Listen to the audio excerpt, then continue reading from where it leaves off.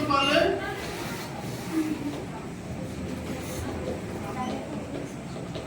क्या दिया हुआ है? तो हम लोग को कुछ बिंदु दिया हुआ है ना जी? उसको आप लिख सकते हो बिंदु, पहला नाम क्या दे दिया? ए का वैल्यूएशन -1 क्या हो रहा है? और बी जो है वो कितना है? 4 और अनुपात भी दिया हुआ है, तथा अनुपात, अनुपात को लिख सकते हो 2 अनुपात कितना है? 3। ऐसे थोड़ा सा लिख लो, उसके बाद आप क्या करो, सबसे बढ़िया है आप एक बार लिख लो x1, तो x1 का मान माइनस में कितना है? x1 के बाद y1, y1 का वैल्यूएशन 7, फिर से x2, x2 का वैल्यूएशन 4, और ये क्या करना है? y2, तो y2 का वैल्यूएशन 3, फिर से लिखेंगे हम m1, इसका जो लेफ्ट में होगा वो करना है m1, और इधर का क्या करना है?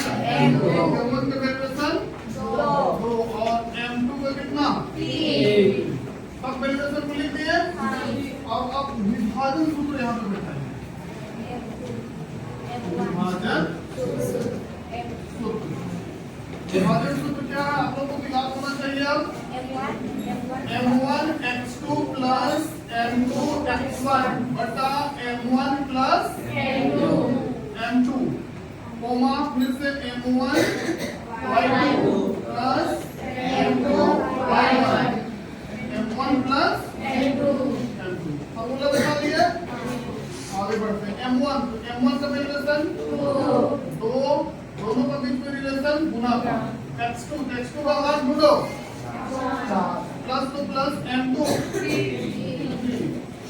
x1 -1, m1 प्लस m2 तो 2 प्लस 3, हमारे यहाँ अपना m1, फिर से m1 का मान 2 गुना y2 -3 प्लस m1,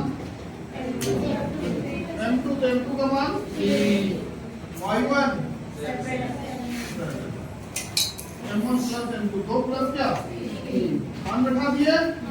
आगे बढ़ते 4 गुना 8 प्लस माइनस 3 को 1 से 3 और 2 5, यहाँ कोमा दे दो, इधर आ जाओ, प्लस माइनस 3 गुना 6 प्लस तो 7 दिया 21, 3 और 2 5, इधर आ जाते हैं, माइनस करो